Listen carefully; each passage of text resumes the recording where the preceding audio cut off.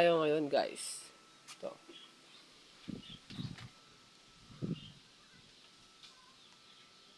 Gamit ko pala ay Altus, Shimano Altus and FD.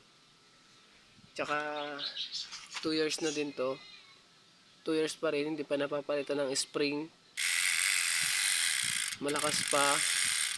Hindi pa nabasag yung kanya, ngipin niya sa loob. Basta alagaan niya lang palagi. Tsaka i-maintain niya lang yung kanya para hindi siya masira. Oh, smooth na smooth. Yung lutong pa. Pinag-range ko na to ng Baguio. Ilang kilometer na din to natatakbo niya.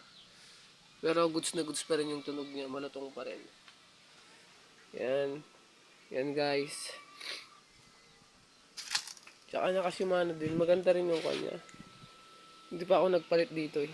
Stock pa lang yan. Stock. Yung hub pa lang yung napapalitan ko guys. Yung hub. Ito. Madami nagko-comment na madali daw masira. Pero hindi naman. Nasa kung ano, kung gaano ka mag-maintain ng kung paano ka mag-alaga ng mga parts mo. Hindi mo yan basta-basta makan. Goods na goods yan. Guys. Oh. Tsaka maganda yung kanya to. Shifting niya maganda. Solid. Malutong pa guys. Oh. 2 years ago na. Di ba ako nagpalit yan? Mini-maintenance ko lang siya. Nilagyan ko siya ng grasa sa loob. Ganun. Wala yung edit ah. Oh.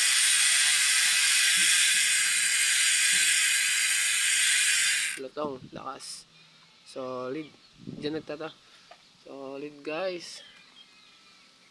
Balak ko pa lang ito palitan ng IFX. Pag nagkuhan.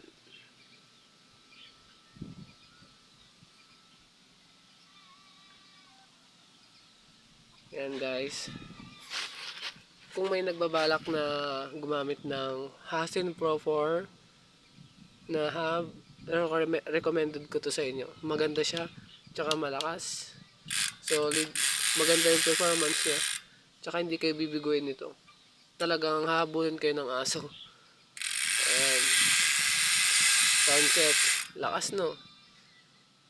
Tsaka hindi yan na ba, hindi pa to basag. Tsaka yung gamit kong